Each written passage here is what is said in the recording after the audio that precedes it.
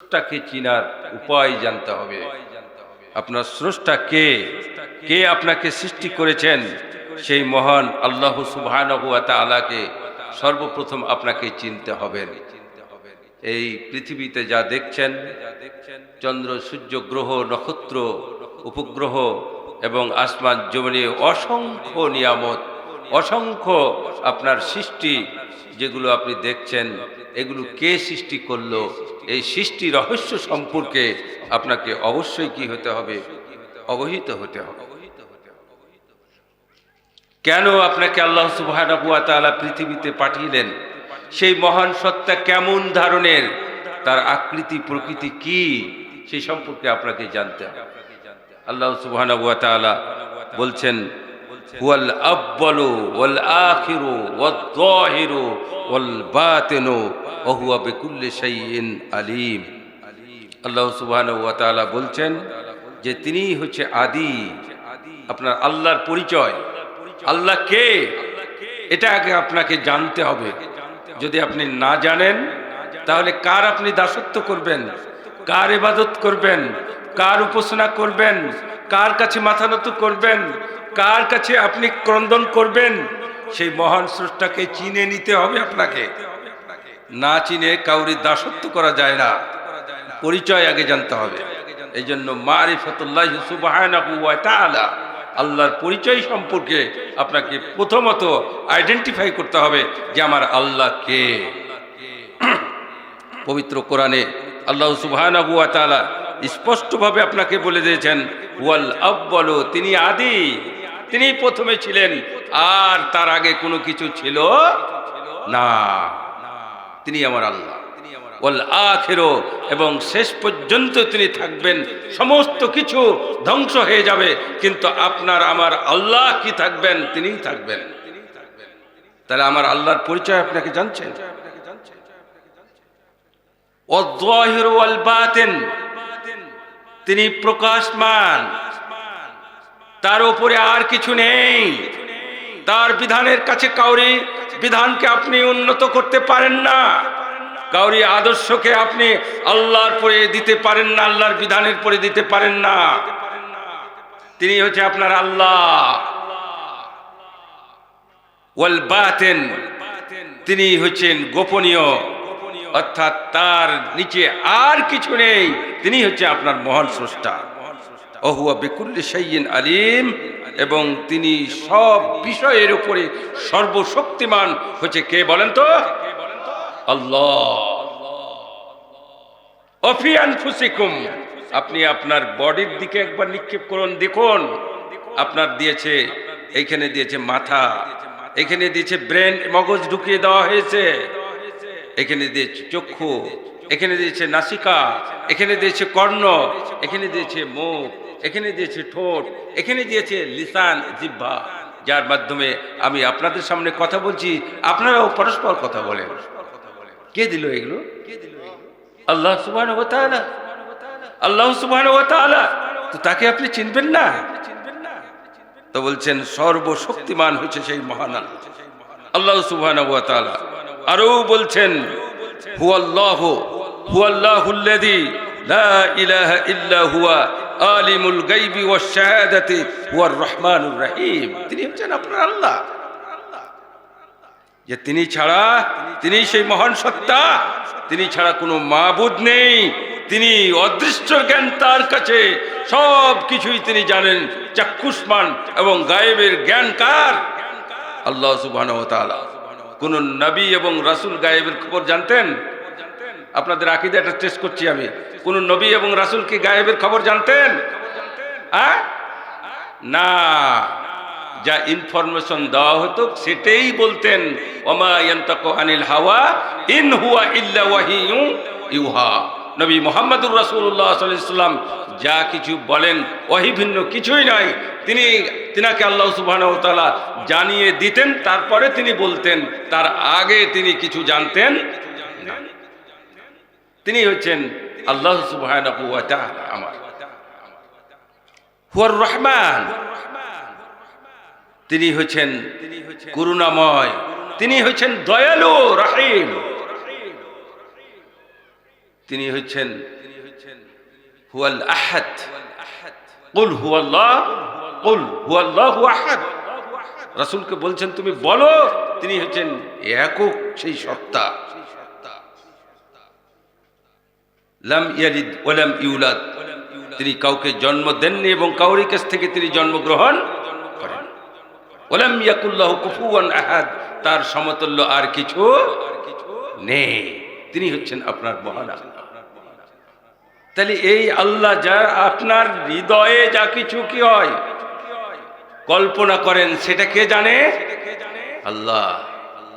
সুদ খাবেন আর ঘুষ খাবেন আর মদ পান করবেন, চুরি করে মদ পান করবেন, আপনার পিতামাতাকে জানতে দেবেন না, কাউকে জানতে দেবেন না, কিন্তু কে জানবে এটা? আল্লাহ।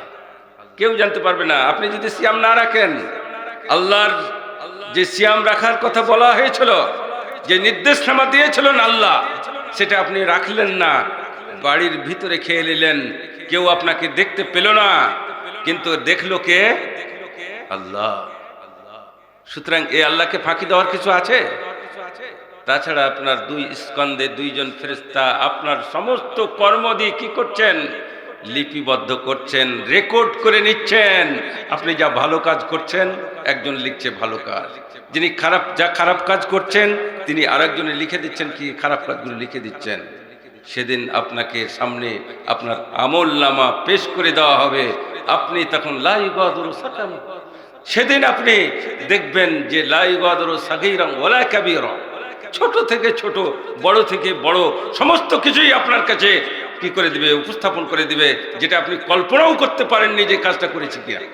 সেদিন কিন্তু আপনাকে স্মরণ করে দিবেন তিনি কে? মহান আল্লাহ। সুতরাং এই আল্লাহ কাছে আপনি কি করবেন? মাথা নত করবেন। আমরা আমাদেরকে নবী মুহাম্মদুর রাসূলুল্লাহ সাল্লাল্লাহু আলাইহি ওয়াসাল্লাম দোয়া শিক্ষা দিয়েছেন, সেখানেও তার কথা উঠে এসেছে। আল্লাহুম্মা আনতাল আউয়ালু ফালাইসা কাবলাকা শাইউন, হে আল্লাহ তুমি হচ্ছে আদি, তোমার পূর্বে কেউ কোনো কিছু ছিল না। ওয়া আনতাল আখিরু ফালাইসা বা'দাকা শাইউন, তুমি হচ্ছে শেষ, তোমার পরে আর কিছু নাই। ওয়া আনতাদ যাহিরু ফালাইসা ফাওকাকা শাইউন, তুমি হচ্ছে প্রকাশমান, তোমার উপরে আর কিছু নেই।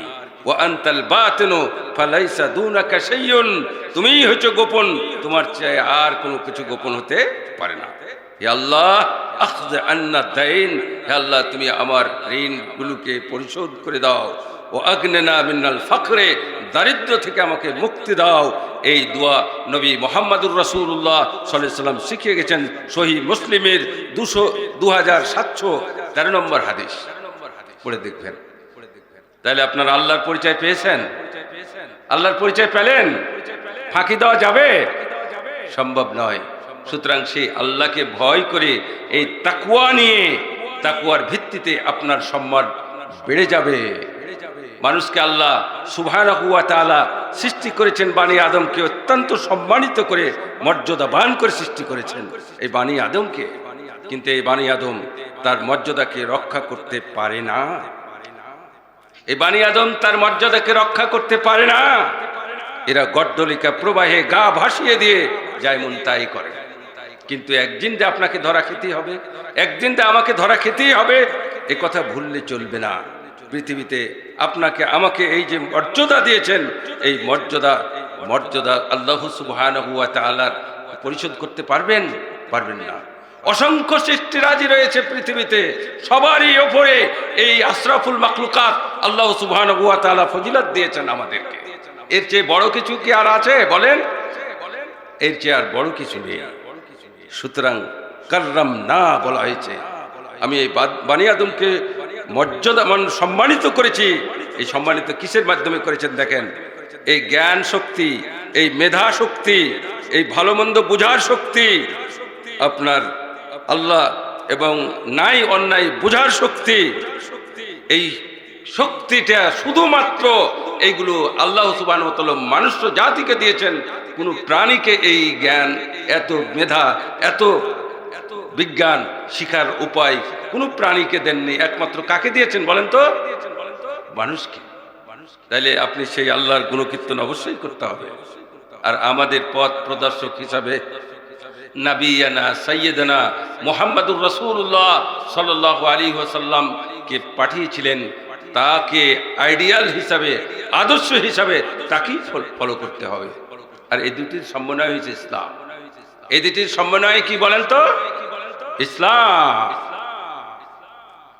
এই দুটির সমন্বয় ইসলাম, অর্থাৎ আল্লাহ সুবহানাহু ওয়া তাআলার পরিচয় জানা এবং রাসূলুল্লাহ সাল্লাল্লাহু আলাইহি সাল্লাম সম্পর্কে জানা, যে রাসূল সাল্লাল্লাহু আলাইহি সাল্লাম আমাদের জন্য উসওয়াতুন হাসানা। লাকাদ কানা লাকুম ফি রাসূলিল্লাহি উসওয়াতুন হাসানা। নবী মুহাম্মদুর রাসূলুল্লাহ সাল্লাল্লাহু আলাইহি ওয়াসাল্লামের মধ্যেই রয়েছে উত্তম আদর্শ, উত্তম নমুনা। আর এর চেয়ে বড় কোনো দার্শনিক নেই, এর চেয়ে বড় কোনো শিক্ষাবিদ নেই, এর চেয়ে বড় কোনো চিন্তাবিদ নেই, এর চেয়ে বড় কোনো বিজ্ঞানী নেই। নবী মুহাম্মদুর রাসূলুল্লাহ সাল্লাল্লাহু আলাইহি সাল্লামকে ওহীর জ্ঞান দিয়ে পৃথিবীতে সর্বশ্রেষ্ঠ মানুষ হিসাবে তিনি পাঠিয়েছেন। সুতরাং তাকেই তো আমাকে আপনাকে অনুসরণ করতে হবে, তাকেই তো আপনাকে এবং আমাকে অনুসরণ করতে হবে। পশ্চিম কালেও আমরা যেন এটিকে ভুলে না যাই। রাসূলুল্লাহ সাল্লাল্লাহু আলাইহি ওয়াসাল্লামের আনুগত্যের মাধ্যম দিয়েই আল্লাহর শ্রেষ্ঠত্বকে আমরা কি করব? আল্লাহর কাছে আমাদের প্রিয় হতে পারব। জেনে রাখেন, আমাদেরকে আল্লাহ সুবহানাহু ওয়া তাআলা এই পৃথিবীতে পাঠিয়েছেন। এই পৃথিবীতে আল্লাহ সুবহানাহু ওয়া তাআলা পাঠিয়েছেন এবং অসংখ্য প্রাণী জগৎকে সৃষ্টি করেছেন। সকল প্রাণী জগতে কি করে? আল্লাহর তাসবিহ তাহলিল করে, আল্লাহ সুবহানাহু ওয়া তাআলার সভারেন্টির অথরিটির মালিক, তার পবিত্রতা বর্ণনা করে সমস্ত কিছু। সূরা নূরের 41 নম্বর আয়াতে পড়ে দেখবেন, আল্লাহ সুবহানাহু ওয়া তাআলা বলছেন, আলাম তারা আন্নাল্লাহা ইউসাব্বিহু লাহু মান ফিস সামাওয়াতি ওয়াল আরদ ওয়াত তায়রু সাফাতিন কুল্লুন কাদ আলিমা সালাতুহু ওয়া তাসবিহাহু আল্লাহু আলিমুন বিমা ইয়াফআলুন। আল্লাহ সুবহানাহু ওয়া তাআলা বলছেন, হে রাসূল, তুমি কি দেখো না? আল্লাহু ইউসাব্বিহু লাহু মান ফিস সামাওয়াতি ওয়াল আরদ, আসমান এবং জমিনে যা কিছু আছে সকলেই আল্লাহর তাসবিহ পাঠ করেন। মানুষ আমরা কত বেঈমান যে আমরা সকাল সন্ধ্যায় একবারও তাসবিহ পড়ি না, সুবহানাল্লাহ বলি না, আল্লাহু আকবার বলি না, আলহামদুলিল্লাহ বলি না, লা ইলাহা ইল্লাল্লাহ বলি না। শুনে রাখুন, এই চারটি কালেমা রাসূলুল্লাহ সাল্লাল্লাহু আলাইহি ওয়াসাল্লামের বিশুদ্ধ হাদিস দ্বারা প্রমাণিত।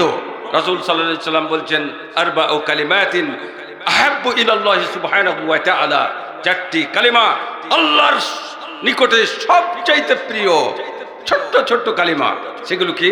সুবহানাল্লাহ পড়েন আপনারা, সুবহানাল্লাহ, আলহামদুলিল্লাহ, লা ইলাহা ইল্লাল্লাহ, আল্লাহু আকবার। কি বললেন আপনি? সুবহানাল্লাহ, মহান আল্লাহ পবিত্র, আলহামদুলিল্লাহ, আল্লাহর যাবতীয় প্রশংসা, লা ইলাহা ইল্লাল্লাহ আই লা মা'বুদুন বিহাক্কিন ইল্লাল্লাহ, আল্লাহ ছাড়া কোনো স্রষ্টা নেই, আল্লাহ ছাড়া কোনো মাবুদ নেই। আল্লাহু আকবার, আল্লাহ হচ্ছে মহান, তিনি হচ্ছেন সবচেয়ে বড়, তার চেয়ে আর বড় কিছু নেই। এই চারটি কালেমা যদি আপনি পড়েন, আল্লাহ রাসূল সাল্লাল্লাহু আলাইহি সাল্লাম বললেন, আল্লাহর নিকটে এই চারটি কালেমাই সবচেয়ে প্রিয়। আল্লাহর সান্নিধ্যে যেতে গেলে এই সমস্ত ছোট ছোট বাক্যগুলো উচ্চারণ করা শিখতে হবে। প্রথমে নিজে করবেন, পরিবারের স্ত্রীকে করাবেন, সন্তানদেরকে পড়াবেন, এইগুলো পরিচর্যা করুন। ইসলাম হচ্ছে পরিচর্যার নাম। কিন্তু মুসলমানরা আজকে ভুলে গেছে। মুসলমানদের কৃষ্টি, কালচার, সভ্যতা সম্পর্কে মুসলমানরা একেবারে বেমালুম, তারা ভুলে গেছে। রাসূলুল্লাহ সাল্লাল্লাহু আলাইহি ওয়াসাল্লামের এই মহান আদর্শ আমাদেরকে ধরে রাখতে হবে। বিদায় হজ্জে আল্লাহ রাসূল সাল্লাল্লাহু আলাইহি ওয়াসাল্লাম বলেছিলেন, ইয়া আইয়ুহান নাস, হে জনমণ্ডলী, ইন্না রাব্বাকুম ওয়াহিদ, তোমাদের প্রভু হচ্ছে একজন, তোমাদের প্রভু হলো একজন।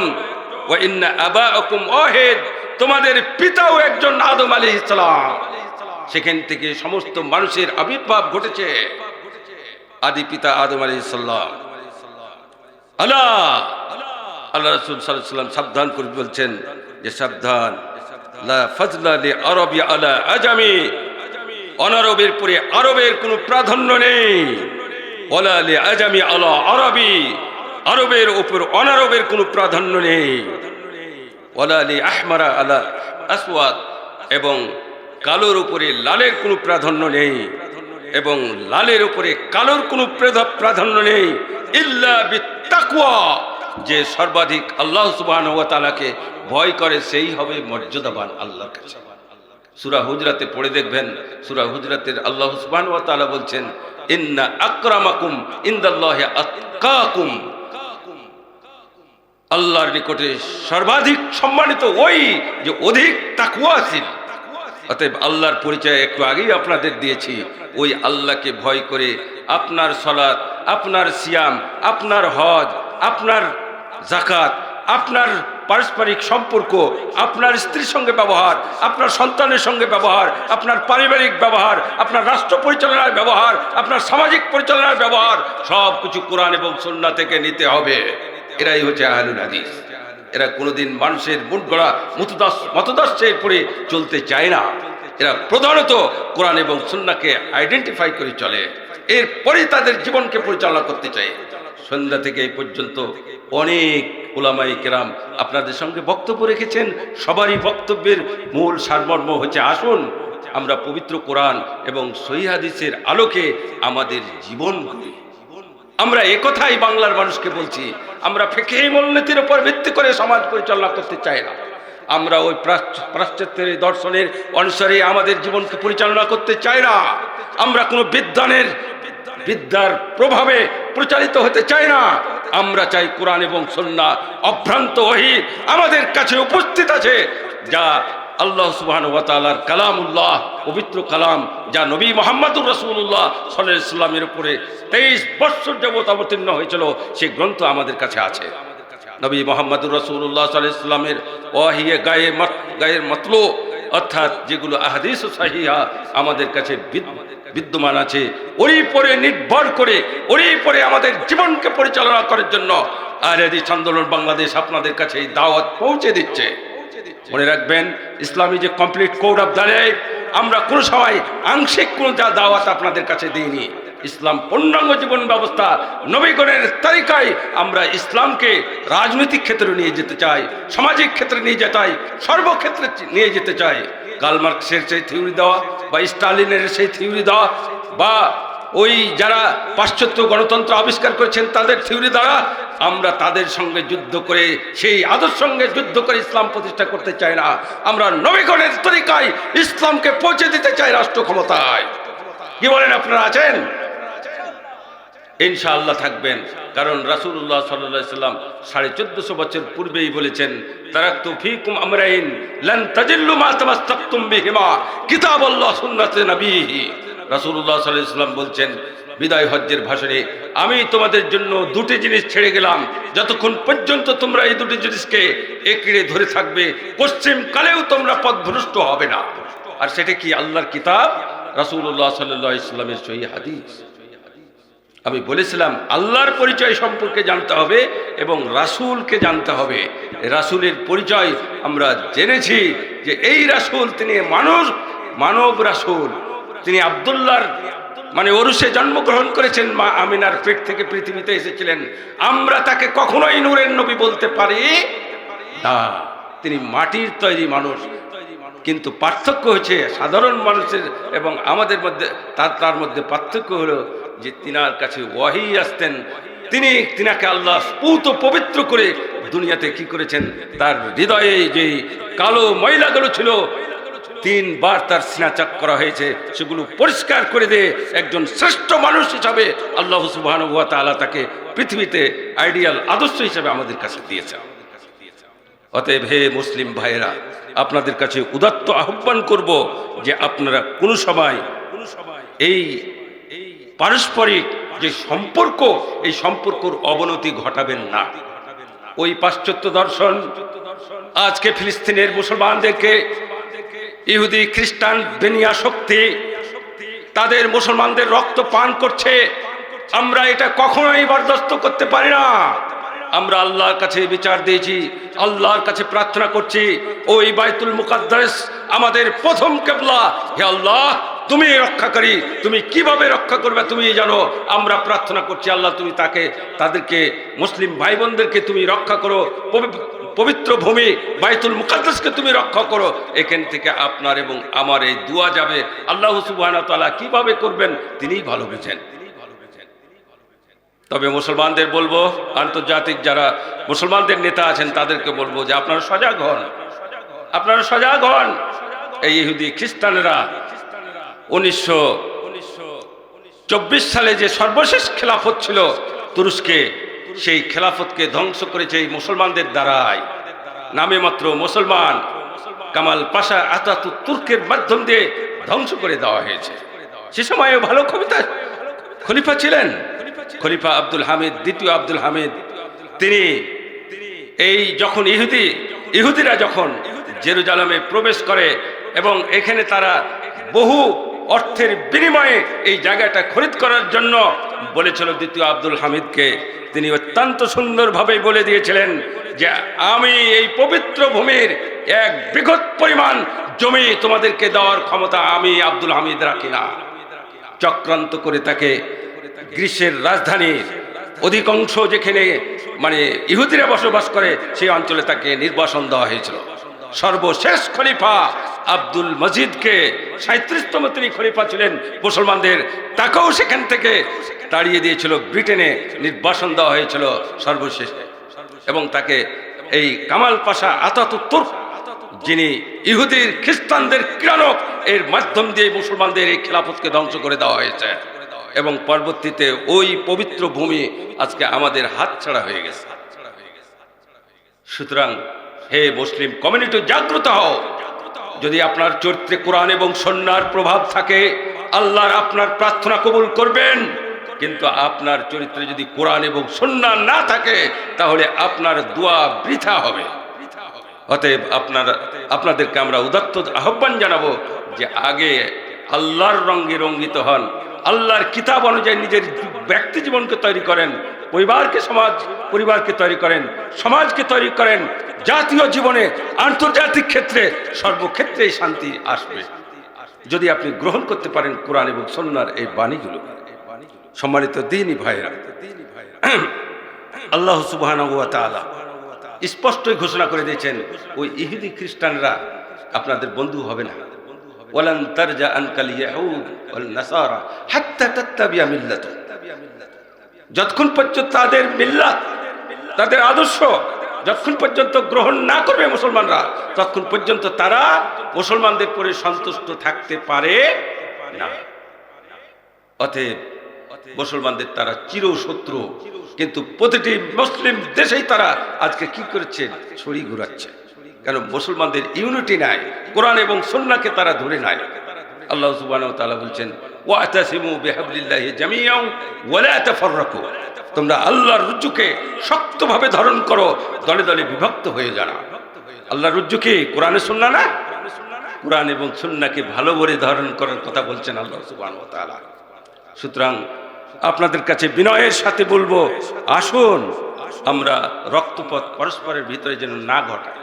আল্লাহ রাসূল সাল্লাল্লাহু আলাইহি ওয়াসাল্লাম বিদায় হজ্জে বলেছেন, ইয়া আইয়ুহান নাস ইন্না দিমাআকুম ওয়া আমওয়ালাকুম হারামুন আলাইকুম কা হুরমাতি ইয়াউমিকুম হাযা ফি শাহরিকুম হাযা ফি বালাদিকুম হাযা আলা কুল্লু শাইইন মিন আমরিল জাহিলিয়াতি তাহতা কাদামাইয়া। রাসূলুল্লাহ সাল্লাল্লাহু আলাইহি ওয়াসাল্লাম বলছেন, হে জনগণ, তোমাদের পরস্পর রক্ত সম্পদ পরস্পর হারাম, যেভাবে আজকের এই দিন, আজকের এই মাস, আজকের এই শহর মক্কা, বাইতুল্লাহিল হারাম যেভাবে সম্মানিত, ওইরকম ভাবে পরস্পরের ধন সম্পদ রক্তপাত পরস্পর হারাম। অতএব কেন আপনি রক্তাক্ত করবেন?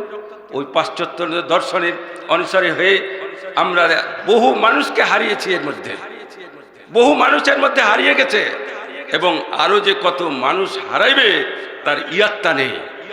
আমরা আপনাদেরকে শান্ত থাকতে বলছি। দেখুন, ইসলাম হচ্ছে শান্তির ধর্ম। রাসূলুল্লাহ সাল্লাল্লাহু আলাইহি ওয়াসাল্লাম বলছেন, মান সালিমাল মুসলিমুনা মিন লিসানিহি ওয়া ইয়াদিহি। আরে মুসলমান তো ওই যার হাত এবং জবান থেকে অন্য মুসলমান নিরাপদে থাকে। আপনিও কালেমা পড়ছেন, আরেকজনও কালেমা পড়ছেন, আপনি কি জন্য তাকে মারছেন? কেন তাকে আপনি হত্যা করছেন? আপনার ভাইয়ের রক্ত কি আপনি ভাই পান করছেন না? কাদের আদর্শ এটা? ওটি ইহুদি খ্রিস্টানদের আদর্শ, ওটা আপনাদের আদর্শ নয়। এজন্য আপনাদেরকে শান্ত থাকার জন্য বলছি।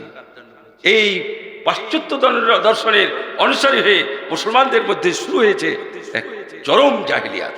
আল্লাহ রাসূল বলছেন, সমস্ত জাহিলিয়াতকে আজকে আমি কি করে দিলাম? পায়ের তলে মিশিয়ে দিলাম। সুতরাং আসুন, পবিত্র কোরআন এবং সেই হাদিসের আলোকে আমরা জীবন গড়ি। সার্বিক জীবনে পবিত্র কোরআন এবং সুন্নাহর ভিত্তিতে আমাদের জীবনকে পরিচালনা করি। পরিশেষে আপনাদের কাছে অনুরোধ রাখলাম যে আসুন, আহলে হাদিস আন্দোলন সম্পর্কে আমরা জানি।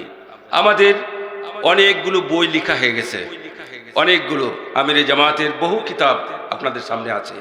সিরাতুর রাসূল, রাসূলুল্লাহ সাল্লাল্লাহু আলাইহি ওয়াসাল্লামের জীবনী, এবং সঙ্গে সঙ্গে সেখানে পাবেন যে আহলে হাদিস আন্দোলন কি ও কেন, আহলে হাদিস আন্দোলনের পর পিএইচডি থিসিস, কি চাই, কেন চাই, অসংখ্য বই।